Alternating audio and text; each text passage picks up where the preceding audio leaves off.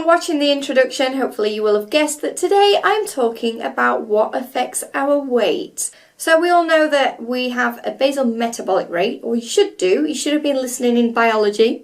And now the basal metabolic rate, it's basically how many calories that you need specifically based on your age, your height, your current weight, and your activity levels and things like that. If you want to find out how many calories you need, please get in touch and I will let you know. I want to speak to you today about things that affect your weight that you may not have necessarily known. So here are 10 factors that affect your weight. Number 1, stress. Now, if we are overstressed or over-anxious, our body produces a hormone called cortisol. Now, too much cortisol raises our insulin levels, which makes our blood sugar levels drop, meaning you'll feel a little bit tired and just basically eat more. Especially those sugar-filled snacks that is going to give you that quick energy. Factor number 2, lack of sleep. Now, we touched on this last week in my last vlog. Did you watch it? A lack of sleep increases that stress hormone cortisol, which we've just discussed. But it also increases a hormone called ghrelin. Sounds a bit like gremlins. And another hormone called leptin, it actually reduces. Leptin is the hormone that tells your body to stop eating, whereas the hormone ghrelin, or gremlin, tells your body to go or to keep eating. So obviously, if your body's not telling you to stop eating and it's telling you to eat more, what are the chances that you're going to eat more? What are the chances of that happening? Factor number 3, dehydration. When you don't drink enough water, you are depleting your body's cells of energy, meaning your insulin levels will rise, your blood sugars will lower, yada yada. But also testosterone levels will drop, meaning that you will gain weight, especially around the stomach area. Factor number 4, salt or carbohydrate intakes. So if you change your sodium or salt levels, so maybe you eat a normal amount and suddenly you eat more salt than normal, your body is going to adapt to that and it will retain water. Vice versa, if you eat less salt than normal, then you're going to lose weight. So that's why a lot of these detox or juice diets, you lose a lot of weight straight away, but actually it's just water and it's not fat that you're losing. Eating too many refined carbohydrates, that affects your insulin levels again, lowering your blood sugar, meaning you're going to eat more. This comes up quite a lot.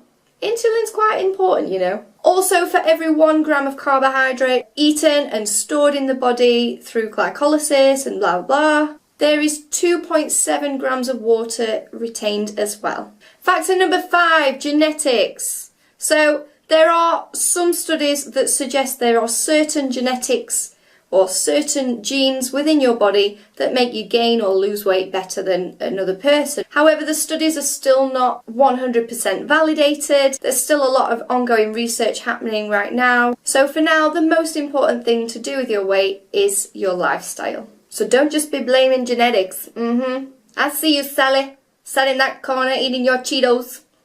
Oh no, she didn't. I'm sorry if you're Sally and I've offended you.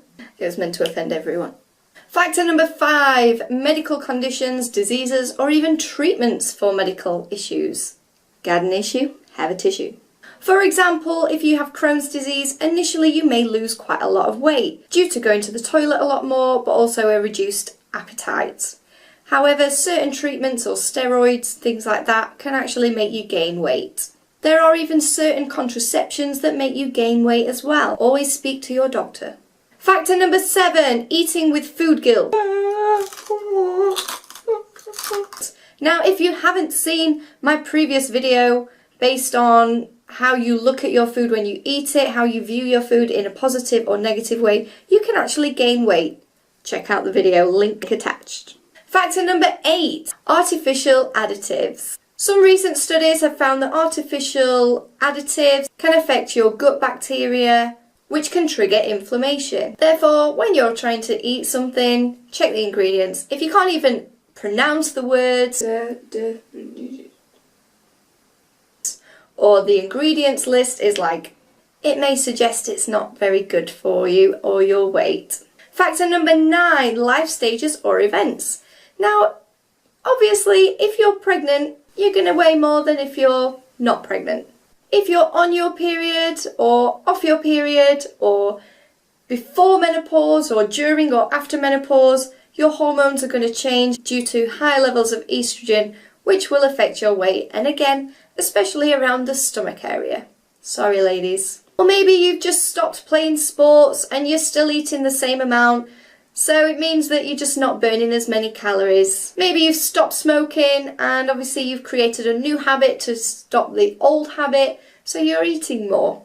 There's things that happen like that in our life. And last but not least, factor number 10. Fat versus muscle levels. 1 pound of fat is the same as 1 pound of muscle. It's a pound. The difference is that muscle takes up less space than fat does. 1 pound of muscle tissue actually will burn 7 to 10 calories per day per pound. 1 pound of fat will burn 2 to 3 calories per day per pound. So yes, in a day, muscle will burn more calories than fat. If you have more muscle, you will be burning slightly more calories. And again, if you have more muscle, you may look smaller, but your weight may be slightly more than compared to if you just had more fat. So that's why if you've gone from no exercise to now doing exercise and adding weights into your exercise regime, you may gain the weight, but actually you may feel firmer and look smaller as well. So that's why weight is not always a good indicator. Always take before and after pictures if you're trying to go for weight loss, or go on how your clothes fit or feel. A bonus factor for you that may be affecting your weight is that you could just need a big poo. So hopefully I've given you some advice or some information today about how your weight is affected. To say that there's a lot of things going off there in your body, a lot of different hormones, a lot of things, and we've not even touched the base of your age, your weight, your activity levels and things like that. There is so much that affects your weight that it is not a good indicator to base your value on. Your weight will change and fluctuate day to day, hour to hour. So just for a week, I want you to make a note of your weight every hour of every day and just notice how much it fluctuates. Your body can fluctuate 5 pounds in just one day. You are unique. Thank you for watching and hope you enjoy the bloopers. Now we've all heard of the weight kind of equation. We've all heard of the weight equation of calories in and calories out.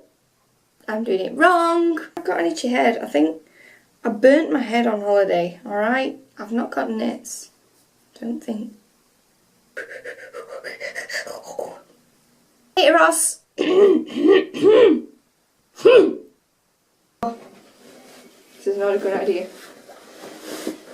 She's doing it anyway. My boobies best grow when I'm pregnant.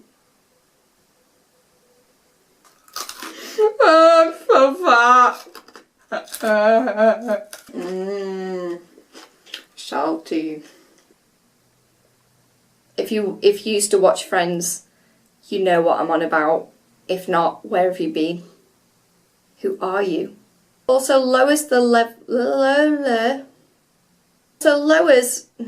Start again. Hormone called leptin. Now leptin, I forgot which way around it is. What are the chances of that happening? Oh, these are old schools. Old school slogans in the house. I'm here all week. By the way, if you lose 1 pound of fat, this is the representation. Look at that. It's the size of my boob. Puberty really let me down. Don't forget, make sure you like, subscribe and follow me on all my other social media. I do try and vlog every Wednesday. Any topics that you would like me to look into, please get in touch. I would love to hear your thoughts and opinions. Thank you ever so much. Bye!